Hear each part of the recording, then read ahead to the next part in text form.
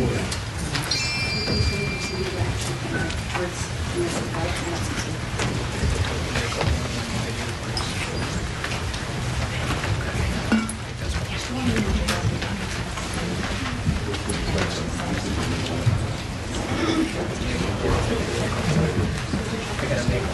okay, gotcha. Okay. They're gonna. Like it. Amanda, you good?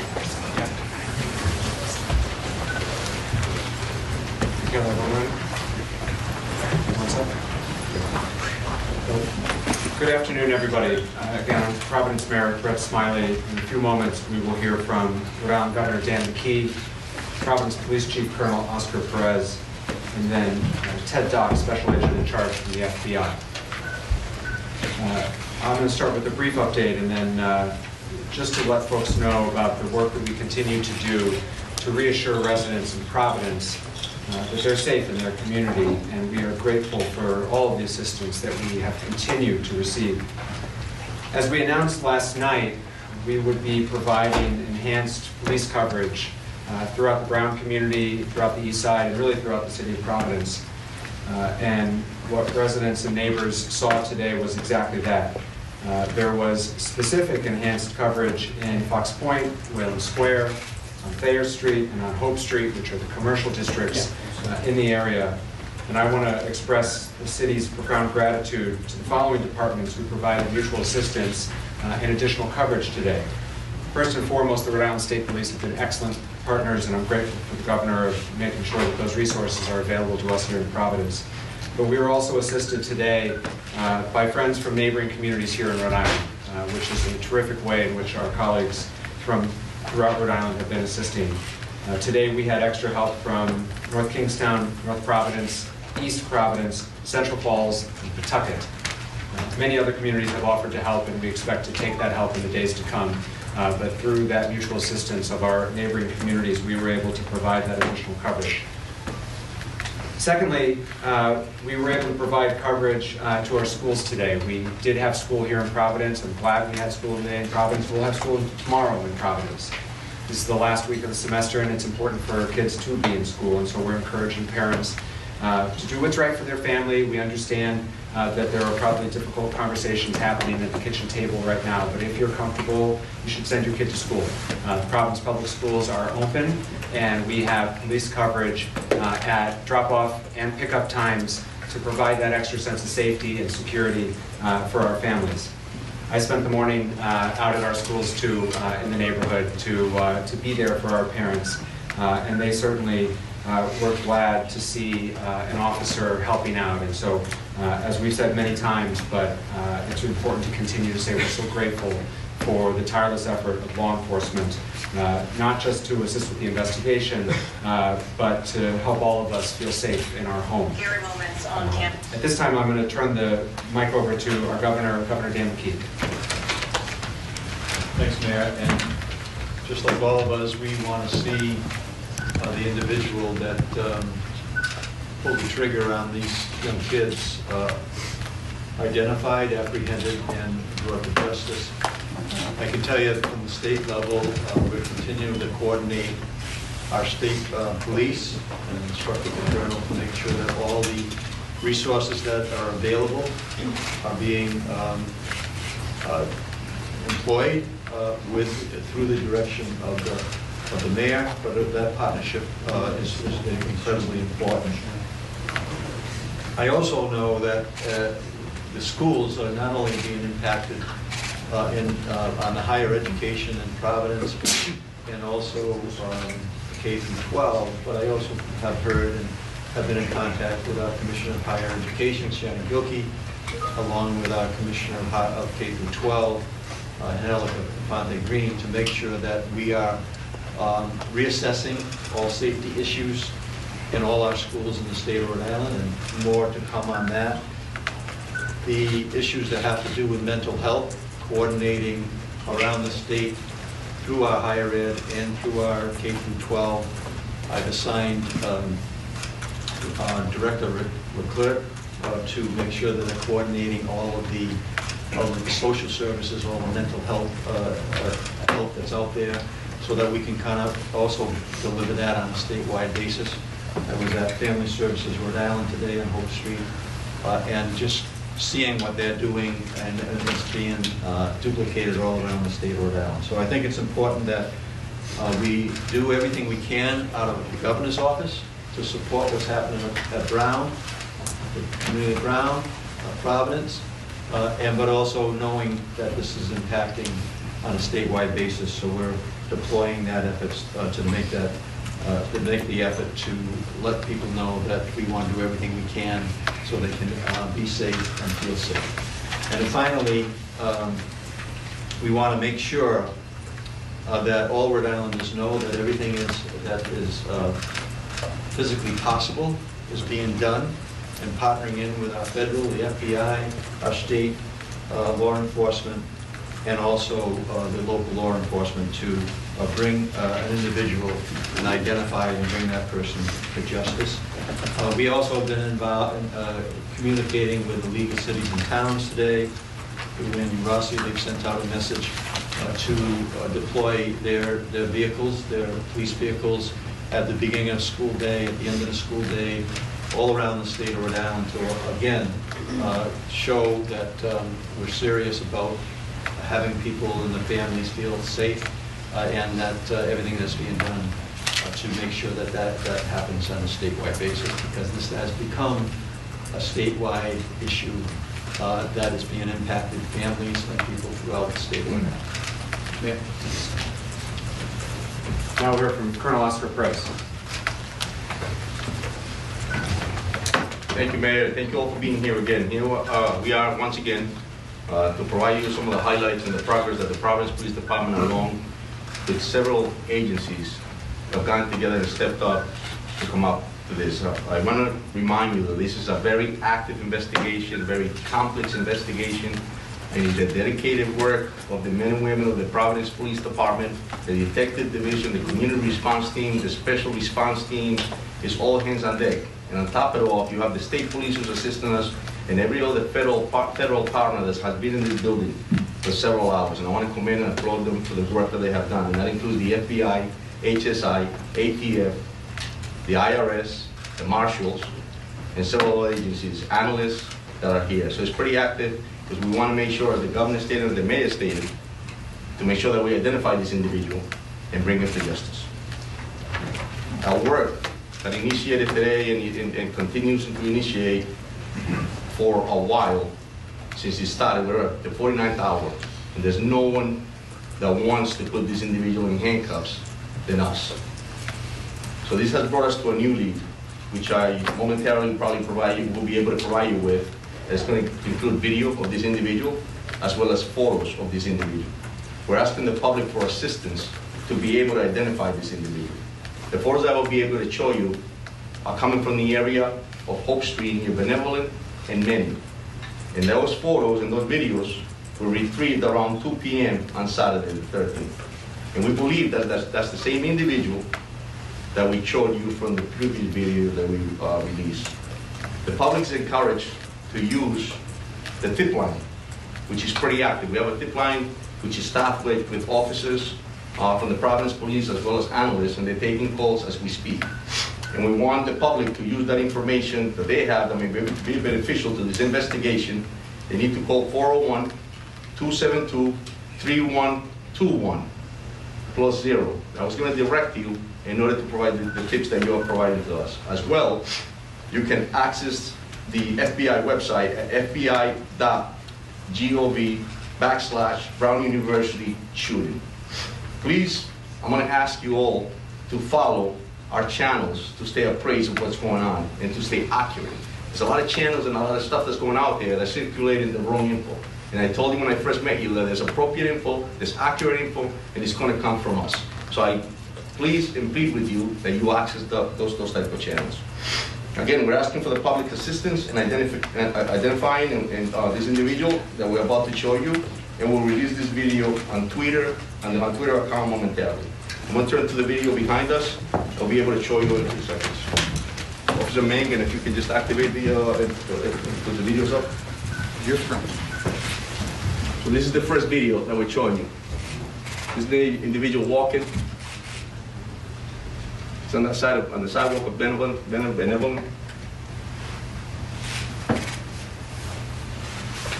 And this is prior to the incident. Here we go again with is this video too, Mike. Again, you see him walking.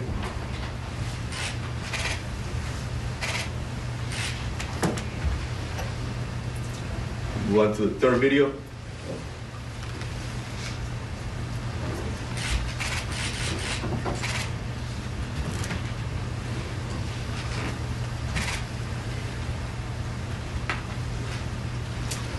You want to, this is some photos of this individual.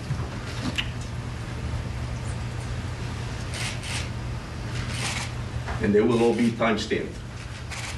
The last photo.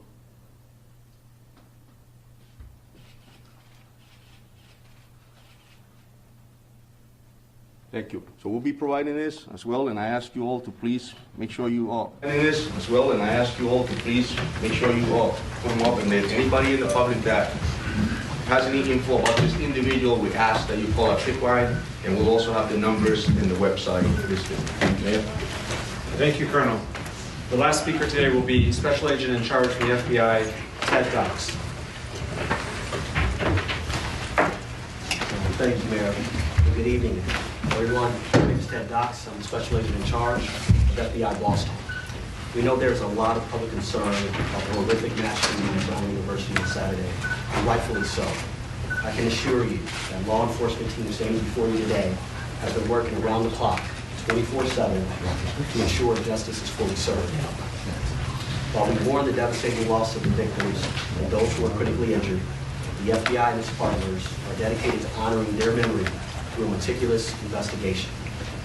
Tonight, as Colonel Perez stated, we are renewing our call for the public's assistance in seeking any and all information about the shooter.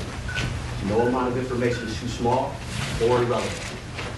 We are also here to announce the FBI is now offering a reward of $50,000 for information that could lead to the identification, the arrest, and the conviction of the individual responsible, who we believe to be armed and dangerous. We're asking everyone in Rhode Island and beyond to review the new images of the suspect, share them on social media, and come forward if you have any information. You can contact the FBI at 1-800-CALL-FBI, or the tips provided by the police department at 401-272-3121, or you can also provide tips electronically and submit it to tips.fbi.gov. We're also doubling down on our efforts to obtain images and video of the shooter. Those can be submitted online at fbi.gov/Brown University shooting. Our agents and analysts are fully embedded with our law enforcement partners, including Providence and Rhode Island State Police. We are tracking down leads, canvassing neighborhoods, and developing intelligence. And right now, our evidence response teams remain on campus processing the scene. And folks from our lab, from Quantico, are documenting the trajectories of the bullets to reconstruct the scene.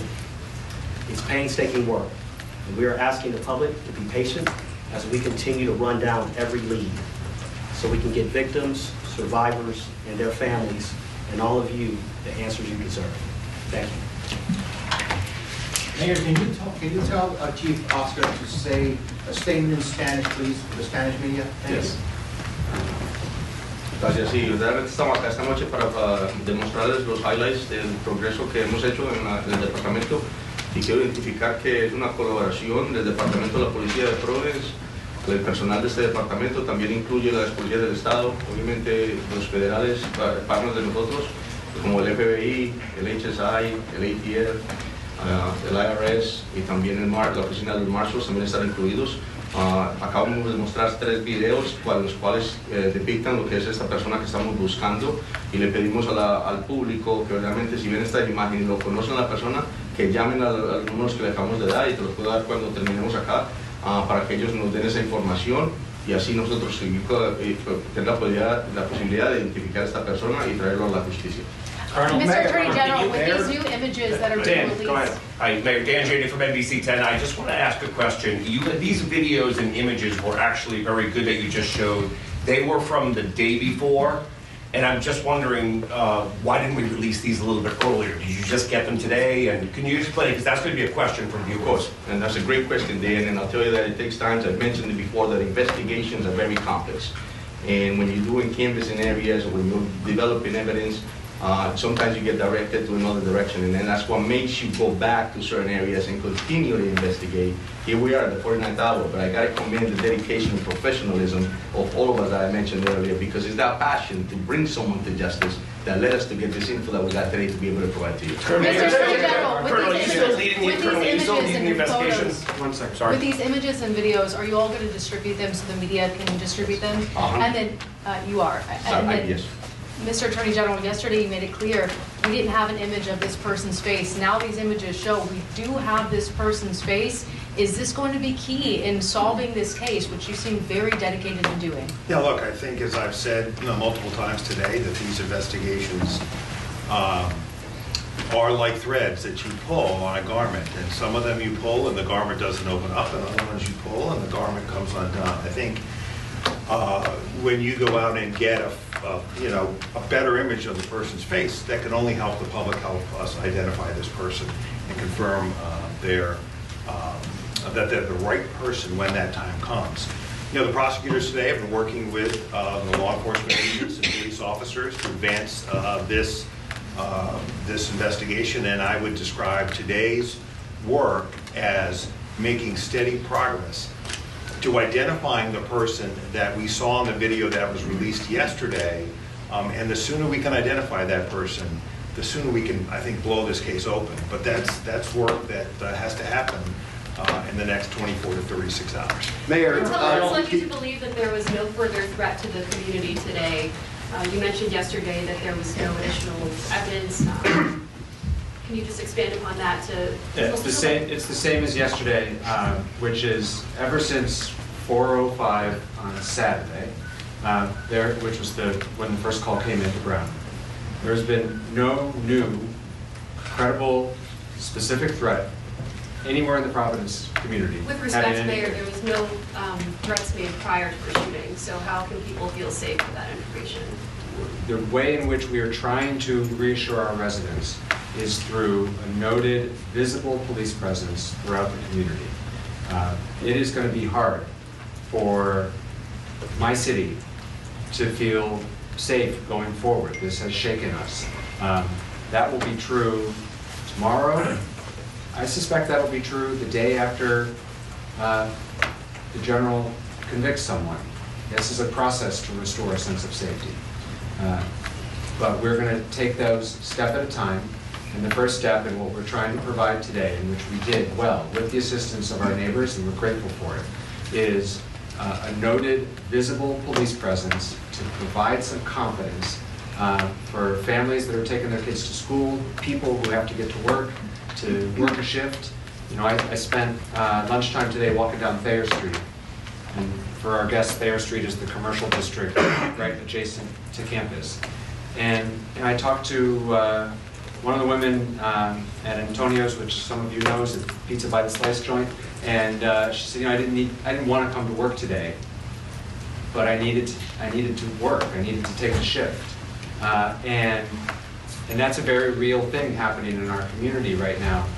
But she noticed, and she appreciated the fact that there were patrolmen walking up and down Thayer Street. It made her feel a little bit better. And when she comes to work tomorrow, I hope she feels a little bit better after that. That's where we are right now in terms of restoring a sense of safety to the community. And that's what we're going to continue to try to do. Mayor, two questions. To that point, a lot of people scared right now, a lot of people confused right now in the city. Can you speak to them directly, summarizing what you just said or any other thoughts from the heart? Your take right now, is Providence safe? Yeah. Providence remains a very safe city, and Providence receives really the best law enforcement, I believe, in the country. And today, especially at this moment, it's being augmented by great professionals of other Rhode Islanders, the state police, and others, and our federal partners. But my sense of the community right now is that this is starting to get very real and very personal. And I heard that today. I heard that last night at the vigil. You know, we're all 2 degrees of separation from one another. And now people are starting to share stories with one another of, oh, my neighbor was nearby, and oh, my friend's kid was supposed to go to that review session but didn't. I'm starting to hear that stories, and I think all the Rhode Islanders in the room are starting to hear those stories. I heard that story again today with one of our customers is one of the teachers, and so it's starting to get very personal for our community, which is hard. And that's, I think, where we are sort of emotionally in the process. But we're here from one another. That's the scary side. The upside is that this is a tight-knit community that looks out for one another. The governor was there. All the officials who were up here with me tonight were with us at Lippert Park last night. It was 10 degrees. It was loosely organized. And yet hundreds of people came out because they wanted to be with one another. They were hugging their neighbors. They were crying, and they were offering each other support. So this community will heal from this. We will move forward. But that doesn't make light of, and I'm certainly not making light of, the fear and anxiety that persists. But the only way we're going to move forward through it is one step at a time, and today's one of those steps. Colonel, can I ask you a question? Colonel, do you have any idea what kind of firearm was used in this shooting? And do you know how many rounds were fired? Do you have any details of that nature? It was several rounds. It was a small caliber, actually 9mm firearm was used. And it was several rounds into it. And obviously, as we all know, the casualties and the injured people, it's just terrible. So, yes. Colonel, we've got 2 questions. Who's the lead investigator on this now? And secondly, what do you believe that a person of interest was doing in that video and those pictures that you obtained? Yeah, so the first question, the lead is, obviously we're taking the lead, but we couldn't do this job without the assistance, as I mentioned, and collaboration of all the different agencies and municipalities. Okay. This is a team effort. This is important to us. The mayor stated, you know, it has shocked the city, and a lot of people are concerned. So this is an effort to put handcuffs on somebody, and it takes a whole team to do that. My second question is, what do you think he was doing? Was he staking out the area? Because this was the day before the shootings, correct? Correct. And so, what do you think he was doing? Day before, hours. Was it hours before or days before? So it was a few hours before, and I'll tell you that at this point, that's all we had. So it was a few hours before what he was doing. We'll be able to find out further once we. Sorry, was that with respect to John DePietro, Road Patrol Life? Can you talk about? Is it unusual to change the direction of an investigation as it's going on? That's a great question, John. I think that, you know, all detectives throughout this nation and in the world understand that when you're investigating a case, they take different paths. You know, you start somewhere, you start here, and all of a sudden something else pops up and you're going in a different direction. And that's what happens. It's complex. And at the end of the day, you have to investigate, you have to pull every rock, you have to look at every video, you have to examine evidence, you have to check ballistics. It just takes a lot of work. You have to interview witnesses, and sometimes that takes you to a whole different path. And as a police officer and a detective, you have to make sure that you don't get into the tunnel vision in order to be able to get right answer. So yeah, they do change. Are you concerned that the more time passes, it'll be harder to make an arrest? I'll tell you, It's been a couple days. Every minute counts. Every minute counts, but what doesn't stop is the dedication and professionalism of this department as well as our partners. Do you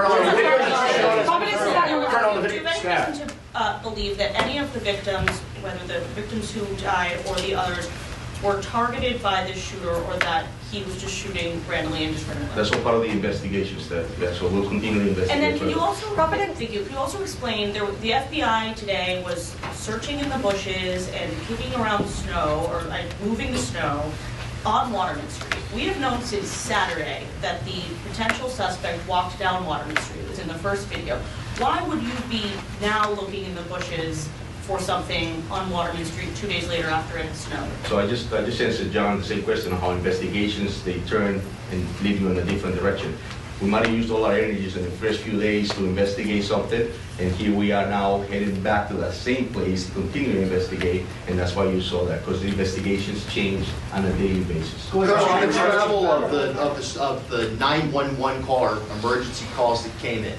when the first 911 calls to come in, were those dispatched by Brown University Police or Providence Police? It was dispatched by the 911 center, and yes, we responded immediately within minutes. You saw the Providence Police cruiser pull up. So Providence has been the lead investigator on this from the beginning? That's correct. Colonel, just real quick. Have you received any leads or indication on whether this was personally motivated, political, or otherwise? Are there any threats to Brown that they've turned over that would give us an indication of why this might have happened? It's a great question, and that's something that we're all asking ourselves, and we'll continue to investigate to be able to get that answer. Based on here. Do you have reason to believe that this person is no longer in the community? Because can you continue to try to reassure the public that they are safe, but you also just said that something of this person you believe is armed and dangerous, so how can both be true? Well, yeah, right, and that's something that's unknown, but like the mayor stated, I'll tell you that we have enhanced enforcement in that area. We have, Steph stated earlier, we have a lot of officers in the area, so in that sense, it's going to be safe. But however, as well, I just want to remind the community that our priority in law enforcement in the city is to keep our constituents safe, keep them informed, and to keep them committed, to understand that we're a professional, we're dedicated, we're going to put somebody in handcuffs, and we're going to continue to do this job. So But do you have reason to believe that they are no longer in this community, this that's person? something that we're continuing to investigate. Colonel Perez, just real quick, Tom Quinlan, WPRO. On the trajectory of where this guy went from the video that you saw, where is the last place that you would you have a clear video of seeing him? Is it like, are you still getting video from houses in that area? And you know, Colonel Weaver, just real quick, in terms of the state's response, how much enforced patrol? We know about the enforced patrol in Providence, but are you putting throughout the state to keep the highways, you know, keep an eye on the highways? We have increased our patrols throughout the state, and we will respond accordingly to any requests for additional assistance. This is a collaborative effort, not only from our uniform division, but also our detective bureau is embedded here with Providence and our federal partners, and we will not stop until we find out who the suspect is and bring them to justice. Question for Attorney General. Can you talk about how... I just want to clarify something, because it seems that we're a little confused as far as the video itself. It says 2 p.m. It was the day off, 2 hours prior. So where's the last house that you actually have video from? Let me just finish with Go ahead. Go ahead. Thanks, Deb.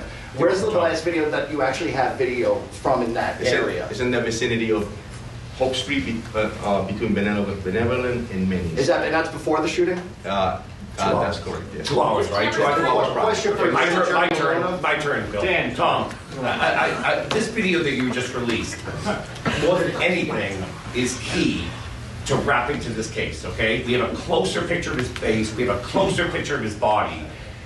Based on that and witness interviews, do you have a new description of the person of interest now? Because he looked like a guy just walking around, you know, the neighborhood. Is there a new description you can give us about him? There is, and it will be on that poster that we're going to be releasing on the images, and the height, weight, and things of that nature are all posted on that. Do you think he lives in this area? It's something that we're investigating. Colonel, in other manhunt instances,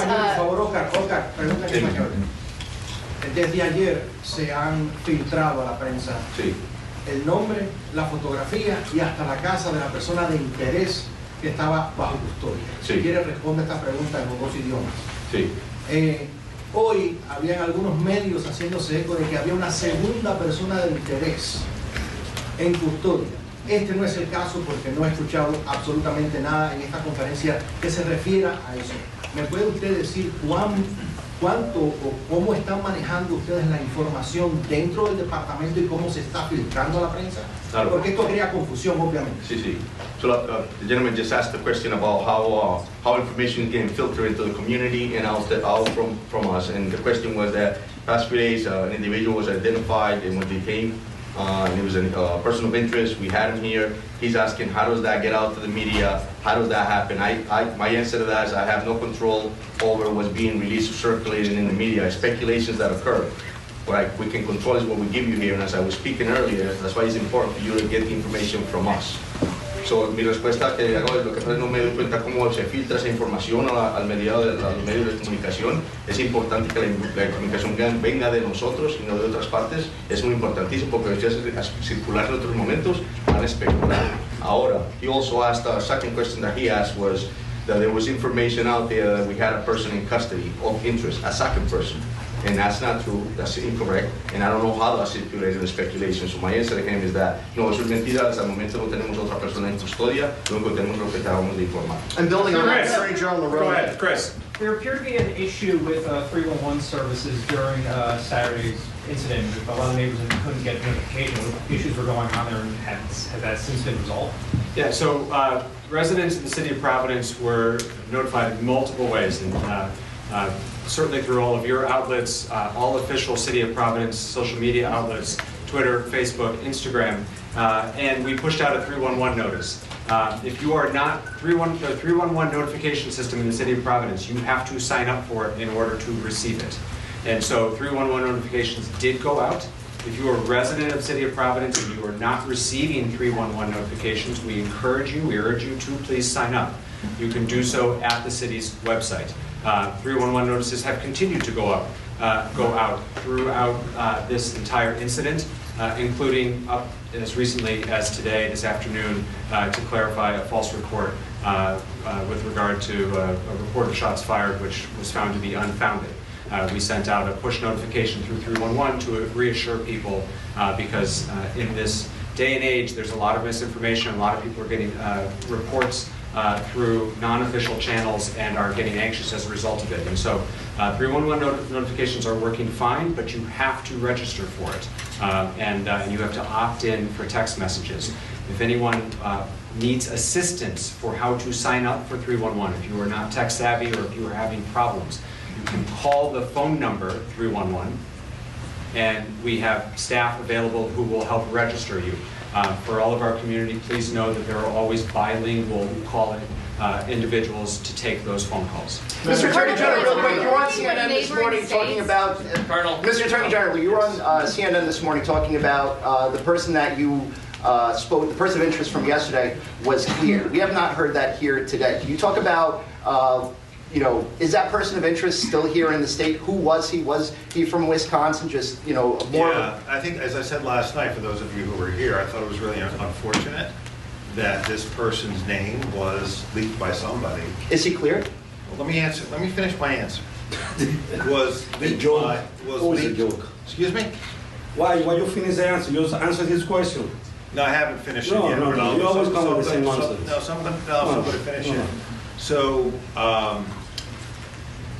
the person who was held, it was unfortunate that his name got leaked because it's one of the reasons why we use words carefully, and detaining someone because they're a person of interest is different from having the person in custody that you're gathering evidence to charge. I mean, that's a place in an investigation that eventually you get to. We weren't there with this individual, so it's hard to put that name, back in the bottle. He has been cleared. He is not a person of interest any longer. The investigation is now focused in another direction. But I want to clarify something the chief said. That doesn't mean that while part of the team was focused on him, other leads weren't being followed up on. What's critical here is that we reconstruct, and the police know this, our prosecutors are working with them. It's critical that we reconstruct this man's movements, both before and afterwards. My hope is that we will eventually have that pattern. But when you ask Steph, why are they looking in particular areas, where he was and what his movements are developing as we obtain additional evidence. So that can't explain why people are looking somewhere today as opposed to 2 days ago. We're learning more about his movements as we gather additional video evidence. And that video evidence has been coming in at a much greater degree than it was 12, 24, 36 hours ago. Why, you ask? Some people were away for the weekend. Some of these places were businesses. So what the team is doing, there are a bunch of teams doing different things. Exploiting electronic evidence, exploiting physical evidence, meaning forensic evidence from the crime scene, canvassing the neighborhoods. And those are the threads that when you pull them, will open this case up. And that has been true over the course of my career, and I'm confident it'll be true again here. Colonel General, Yeah, go ahead, Dylan. I'll get out of the way. I appreciate it. And this kind of follows up on what Colonel Perez said about, to the general public to use official Providence Police channels, be it YouTube or whatever. Are we doing a good job here? Is the media doing a good job in the ultimate goal right now of trying to locate this person? Yeah, look, I think part of what's important about these briefings, I give the mayor great credit for doing them, is to help push out information in a case like this to the press and the public to help us solve this crime. That's potentially what it'll take you. Mr. Mayor, I want to go back to Brown University, okay? There's been a lot of questions I've heard from a lot of parents today, and it goes back to the question about the alarm and that was installed in 2007. That in an active shooter location, it sends off a notice and tells people what to do. That never went off. I'm wondering, what is Brown's answer? And perhaps even just as important, why isn't Brown here today? As for the decision to activate the Brown alarm, that's a question for Brown. I believe it was asked of the chief of the Brown Police Department the other day. He didn't answer it. You'd have to follow up with him. Okay. This is not a decision that the City of Providence or any of the other law enforcement partners that you see behind me can trigger that alarm. I don't know the answer to that. We continue to work very closely with Brown, and it is no lack of support, or there's nothing to read into the fact that they're not here today. Do you have any concerns about how Brown? We felt like there was meaningful updates to make with respect to the investigation, the video and photos that we shared today. Brown is not a part of those updates, and so we have all of the relevant agencies who are working on this and where we are in this investigation today, and that's why who you see here is here. Do you have any concerns about why Brown didn't have those sirens go off? Have you had those conversations with them? Again, Brown has to answer that question, but it is clear that, and the Colonel mentioned this, and we've talked about it a couple times over the last 2 days, the police response to the initial call was swift, timely. We don't believe there was any, it could not have happened any faster than it did. And so I can't speak to, honestly, don't know a lot about their alarm system. And you'd have to ask them about it. But in terms of our response, it was nearly immediately. There's a lot of presence in that area, and Brown PD responded very quickly. In all respect, we can't ask Brown if they don't show up. Well, you have their contact information, and I would encourage you to please straight back. Mayor, can I Evelyn with MS Now. Do you have any update on the victims who are still hospitalized? Have you spoken with any of them or their families? I don't. There's no degrading of their condition, but I don't have the latest status of them. I've not spoken to them since yesterday, although I know other people have. And we're happy to try to get you an update for our next. President Donald Trump says that Brown is to blame here, saying that the onus of this tragedy is on the school itself. Do you think that's a fair criticism? Do you disagree with what the president is saying in response to this shooting, sir? Who's the question for? I'm sorry. For Governor McKee. Repeat the question, please. President Donald Trump has said that Brown University is to blame for this shooting and saying it's the school's problem. Is that a fair criticism, or do you disagree with what the president says? I don't think it's fair criticism. Colonel. Can you expand on that, sir? Why not? Because Brown University is not collaborating with you guys. You're lying to the press over here. They have facial recognition. We know that because they follow the student, they follow everybody in the neighborhood. Facial recognition. They need to release that data to everybody know who the guy in the video. We got the video Saturday. Governor. Why you guys release the video today? Governor, John, guys, listen. Colonel, I have just a question. John, please, just for a second. A couple things. First of all, Brown University and Brown Public Safety, Brown Police Department has been a close collaborator throughout this process. That's not true. I do not accept that criticism. Oh, come on. We know that. Secondly, everyone you see behind us, we've all been working for now 49 hours. We're tired. We're serious about the task at hand. I know all of you have been working very hard, and I suspect all of you are just as tired. The press has been a great partner in pushing out relevant, factual, timely information, and we are grateful for that. This crowd has grown a little bit over the last 48 hours, and I know that people are weary, and so I'm asking, please, for a little bit of patience and grace, and we have been fully transparent. We continue to answer your questions. We will continue to do so. But the best way to inform the public and to ask for their help is for these opportunities to not degrade into baseless accusations, and we will point them out when we hear them. Question for the Colonel. Colonel, we learned, you revealed that the shooter used a 9mm. Now, there's a report the shooter yelled something right before his shot came in.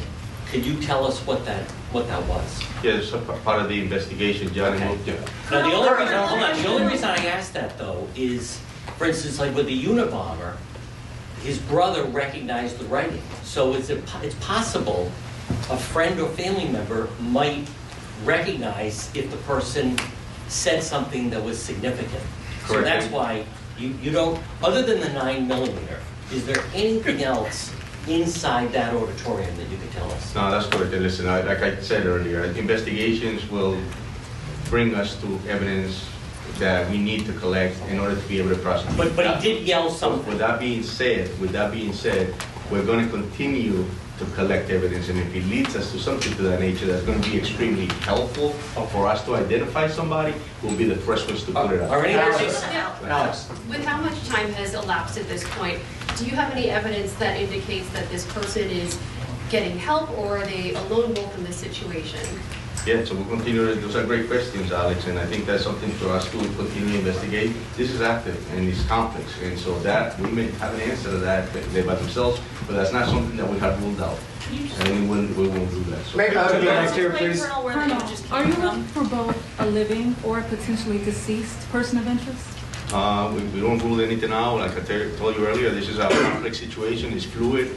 But we'll continue to do our job in order to be able to get those answers. Colonel, follow up on John's question. Did somebody actually yell? You were describing the suspect, or the person you're looking for, as someone in his 30s, another you said 20s. From what you've seen, the picture that you've seen, can you now, through FBI profiling that's been done, give us a better age and whether or not he has any connection at this point, 49 hours later, to that classroom, that lecture hall, and to the Brown University campus? Can you say that lecture hall was targeted? Because he didn't, we saw the video of him going around the neighborhood that you just showed us, but he didn't go anywhere else into that campus. So can you say that that classroom was targeted? I'll tell you that what I can tell you is that this individual definitely targeted Brown University. It's clear that we're here speaking about that. And I can also tell you that obviously it's something that we're looking into as far as if there's anything else that he was targeting, but it's all open. Was there another question to that, Paul? I asked you about approximate age, because this is the first time we're seeing his face. And just like with the marathon bombers, when the authorities finally put those pictures out, within hours, those people came up. So now that for the first time the nation is seeing this image, frontal image of this suspect, what are you able to, and the SAC from Boston especially, what are you able to now determine? And we have that, and they have been extremely helpful, and we're going to be able to provide that to you so that you can put it on your own website. But do you have that right now? The web is actually right now. Dan's got the last question, and then we're going to wrap it up. All right, I want to ask two questions, if I could, Mayor. To follow up on John's question, did the suspect yell, like has been reported, and there's been some erroneous reporting, but did he yell when he came to the classroom? And how valuable have witness statements been from those who survived? Listen, my heart goes out to the victims, it goes out to the families, and I'll tell you that their cooperation has been extremely helpful. And that, with that being said, we'll continue, and I'm going to respect the fact that, and I hope that they get better, and my heart and soul goes out to them. So. Did he yell though? Did he say something? That's something that we're investigating. We took statements. And Is there any audio from the scene? So any cell phones? Are there a lot of cell phones? Quite a few questions for somebody besides Channel 10. We're going to wrap it up here. For your planning purposes, we will continue to brief in this location until we say otherwise. Can we just do it in Channel 10? We also, unless there's a significant update, we don't expect to brief further today and expect to do this again tomorrow. Obviously, it's subject to change. Please make sure you're on the press list. If you're not, you can see Josh. That's how notice will be made. But for your planning purposes, that's our expectation. Thank you all very much.